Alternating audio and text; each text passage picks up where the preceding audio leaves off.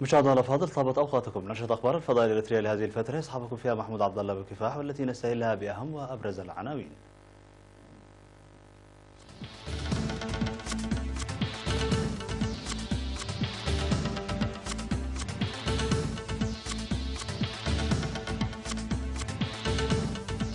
تدشين كتاب يسرد التاريخ النضالي للشهيد البطل حامد إدريس عواتي. سمينار حول انتاج الاسماك في المياه العذبه بعنسبه. معرض الابتكارات والاختراعات يعكس الامكانيات العلميه للشباب. تيريزا ماي ترفض طرح بريكست للتصويت من جديد. الجيش الامريكي يعلن القاء مساعدات لباكستان. الصين تعالج قصر النظر بمحاربه العاب الفيديو.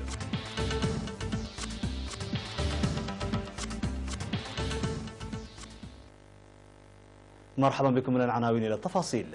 دشن في الأول من الفاتح من سبتمبر الجاري بساحة أرض المعارض الإكسبو بمناسبة الذكرى 57 لانطلاق الكفاح المسلح كتاب يسرد التاريخ النضالي للشهيد البطل حامد إدريس عواتي الذي أطلق الشرارة الأولى للكفاح المسلح، كما يؤرخ الكتاب أيضا للفترة ما بين 1915 وحتى عام 1962، وهو من تأليف المناضل هايلة سلاسي ولو. وأوضح في المناسبة بأن الكتاب الذي يحتوي على أحداث واقعية وحقيقية في أكثر من 500 صفحة يتناول حياة المناضل حامد إدريس عواتي كإنسان ومناضل، حيث استغرقت عملية جمع المعلومات لتأليف الكتاب أكثر من 35 عاما. وتطرق الكاتب في كتابه عن أهمية التحديات التي واجهته للقاء رفاق المناضل حامد إدريس عواتي بصفة شخصية، وتفحص الأحداث مرارا وتكرارا للتأكد من صحتها، فضلا عن اللقاءات والتجوال من موقع إلى آخر لإنجاح البحوث التي أجراها والمستندات والمراجع التي ارتكز عليها مع تحدياتها. وأوضح المؤلف والباحث في التاريخ السيد ألمسجد التسفاي بأن الجهود الحثيثة التي بذلها الكاتب في جمع المعلومات تعتبر مقدرة، وأن الكتاب هو الأول من نوعه في سرد تاريخ الشخصيات على مستوى البلاد، مبينا بأن الكاتب اكتسب خبرات متراكمة ستساعده في تأليف كتب عديدة عن تاريخ حياة الشخصيات. من جانبه قال الشاب الناقد صلاح الدين علي من مكتب الجبهة الشعبية للديمقراطية والعدالة الذي قيم الكتاب أن كتاب حامد إدريس عواتي كتب بشكل روائي رائع وجذاب، حيث يتناول حياة المناضل حامد إدريس عواتي في 12 فصلا، بداية من خلفيته الأسرية وحتى الفترة التي أمضاها مع الجيش الإيطالي والتجارب التي اكتسبها ومحاربة ظاهرة قطاع الطرق وغيرها من الظواهر التي عاقبتها، مشيرا إلى أنه يسرد بدء الكفاح المسلح للشعب الإريتري بطريقة جذابة وممتعة.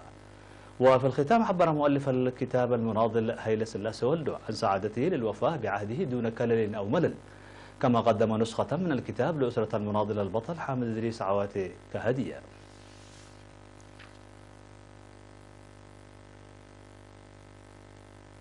نظمت في الفترة من 28 وحتى 30 من أغسطس المنصرم ندوة في إقليم عنسبة حول إنتاج الأسماك في المياه العذبة لتطوير الثقافة الغذائية للمواطنين. وكان الهدف من الندوة التي نظمت في سدود منطقتي عيلة برعد وموشي نظريا وتطبيقيا لمساعدة الشعب في إنتاج الأسماك بالمياه العذبة في السدود المنتشرة في مناطقهم والاستفادة الجيدة من تلك الأسماك في مائدتهم اليومية. وأشير في الندوة إلى أنه يمكن إنتاج الأسماك في درجات حرارة تتراوح ما بين 20 إلى 32 درجة في المياه العذبة، وأن الإقليم يمتلك هذا الطقس الذي يؤهله لإنتاج الأسماك في تلك المياه. وقال خبير إنتاج الأسماك في المياه العذبة السيد سلمون برخت أنه تم إجراء دراسات في 18 سدا بالإقليم، ومن خلالها تم اكتشاف الأسماك في السدود التي تخزن المياه باستمرار، لا سيما تلك التي تخلو من الطمي كسدح شفيراي وحلحل وموشي وشاركي وشعب سلبا وقربوج ووارا ودك زرقو ودك قبرو وثلاث سدود كبيرة في بساتين عيلة برعد. بدوري دعم مسؤول فرع الثروة البحرية السيد محاري عبد القرقيش الشعب للاستفادة الجيدة من السدود المنتشرة في مناطقهم لإنتاج الأسماك، موضحا بأن الأسماك تنتج أيضا في المياه العذبة كما في المياه البحر المالحة. وأشار إلى أن الفرع كون مجموعات للصيادين ويسعى لتقديم المعلومات الكافية بخصوص هذا النشاط، فضلا عن إكمال المستلزمات الهامة المطلوبة للشروع في العمل.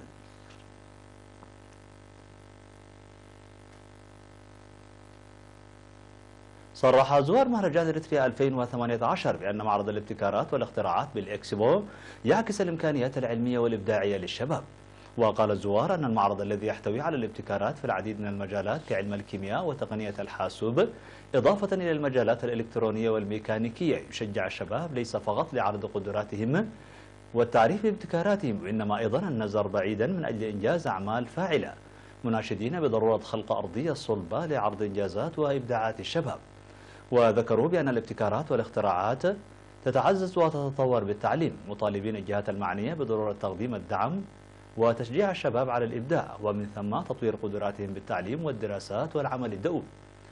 بدورهم قال المشاركون في معرض الابتكارات والاختراعات أن المهرجان الوطني إضافة إلى أهدافه المعروفة يخلق فرصا للتعريف بمبتكراتهم الخاصة، مشيرين إلى أهمية تقديم الزوار للآراء والمقترحات التي تساهم في تطوير مواهبهم. هذا وقدم في مهرجان هذا العام 34 من الأعمال الابتكارية والاختراعات، تم اختيار 30 منها وهي التي عرضت في المهرجان الوطني للشباب الذي نظم في الفترة من 13 وحتى 15 في ساوة.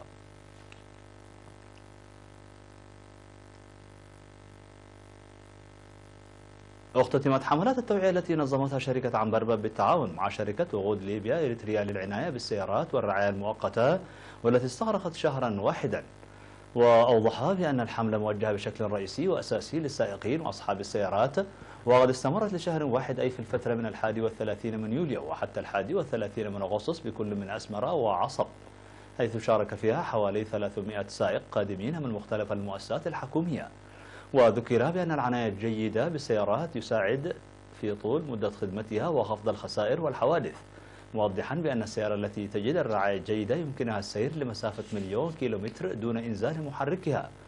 كما قامت الحملة بفحص أوضاع السيارات وتقديم النصح والمعلومات لأصحابها.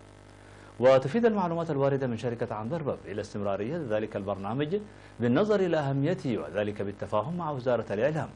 يذكر بأن شركة عنبربب هي وكيل شركات السيارات اليابانية تويوتا وكوماتوسو وياماها في إريتريا.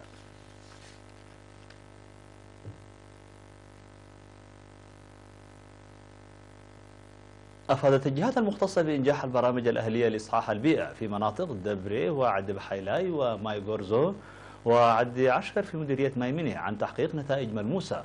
وقال المدير التنفيذي لمديرية ميمنة السيد كداني فري بأنه قد أنجزت مسبقا برامج إصحاح البيئة في 21 منطقة من أصل 76 منطقة بالمديرية، مشيدا بالمناطق المتبقية التي تسير أعمالا فاعلة في هذا المضمار.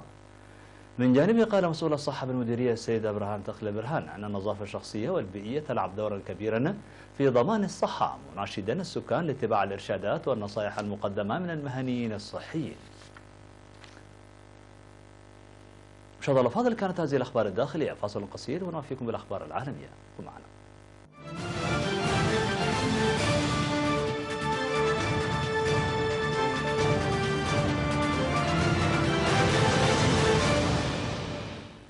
على الصعيد العالمي، رفضت رئيسة الوزراء البريطانية الدعوات المطالبة بإجراء استفتاء آخر حول قرار بريطانيا الانفصال عن الاتحاد الأوروبي.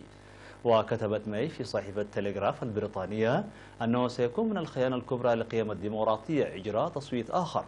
وأضافت: لقد خرج الملايين ليقولوا كلمتهم في تصويت يونيو عام 2016 وهو ما أدى للمضي قدما في إجراءات بريكست. وواجهت الحكومة البريطانية التي تواجه صعوبات بالفعل دعوات متزايدة لإجراء تصويت آخر بمجرد معرفة شروط علاقات بريطانيا المستقبلية مع الاتحاد الأوروبي. واستخدمت رئيسة الوزراء عمودها في الصحيفة للدفاع عن اقتراحها بإقامة بعض العلاقات مع الاتحاد الأوروبي، وقالت أنها لن تتلقى تعليمات من مفوضي الاتحاد الأوروبي. ويتوقع أن تغادر بريطانيا الاتحاد في مارس من العام القادم وتدخل في مرحلة انتقالية.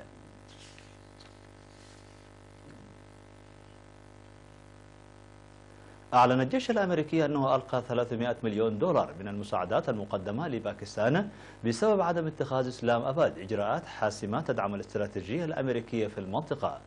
وتتهم واشنطن المسؤولين الباكستانيين بأنهم يتجاهلون أو ينسقون مع الجماعات الجهادية التي تنفذ اعتداءات في أفغانستان من قواعدها على طول الحدود بين البلدين، خصوصا شبكة حقان، الأمر الذي تنفيه إسلام أباد. وتوترت علاقات الولايات المتحدة مع باكستان في يناير عندما اتهمها الرئيس الأمريكي دونالد ترامب بإطلاق أكاذيب وبالنفاق في الحرب على الإرهاب.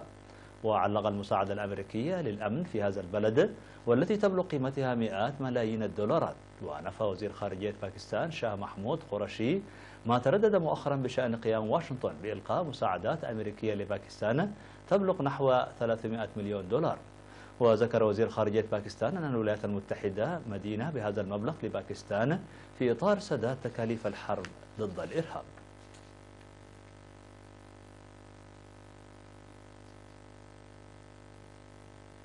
أعلنت السلطات الصينية عن خطط لتنظيم سوق الألعاب الإلكترونية كرد فعل على ارتفاع مستويات الإصابة بحالات قصر النظر بين الأطفال. ويريد المشرعون الحد من عدد الألعاب الجديدة المتاحة على الإنترنت وتقييد وقت اللعب وتطوير نظام يحدد أعمار الأطفال الذين يسمح لهم بممارسة تلك الألعاب. وخلص التقرير في عام 2015 إلى أن 500 مليون صيني يعانون من ضعف البصر، أي ما يقرب من نصف السكان فوق الخامسة من عمرهم. وأصدرت وزارة التعليم الصينية سياساتها الجديدة بعد أن دعا الرئيس شي جين بينغ في وقت سابق من هذا الأسبوع إلى زيادة الاهتمام الوطني بالصحة البصرية. وألقت الوثيقة باللوم في ارتفاع مستويات الإصابة بحالات قصر النظر على عدد ساعات الدراسة وانتشار الهواتف المحمولة وغيرها من الأجهزة الإلكترونية وعدم وجود أنشطة في الهواء الطلق وعدم ممارسة الرياضة.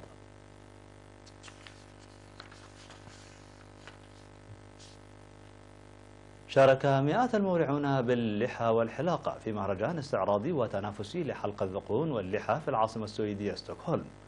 وعرضت تشكيلة واسعة من التصفيفات والقصات خلال هذا الحدث العالمي الذي حضره حوالي 200 شخص. وقد شارك أصحاب اللحى والذقون من مختلف المقاييس والأطوال في موكب نظمته الفرقة السويدية في ناد عالمي للحى. هذا الحدث جلب أكثر من 500 شخص لمتابعة مسابقة الحلاقين الذين تنافسوا على لقب أفضل قصاء لحية. وبعد 45 دقيقة من الحلاقة والقصات والتجفيف تم الإعلان عن الحلاق أمين إيرانينيش كبطل للمنافسة لاهتمامه بالتفاصيل وبطريقة تعامله مع نموذجه. ليشتعل سباق اللعب على اللقب من أول الطريق. مشاهدينا الأفاضل، بهذا نكون قد وصلنا بكم إلى نهاية النشرة. شكرا على حسن المتابعة، دمتم بألف خير.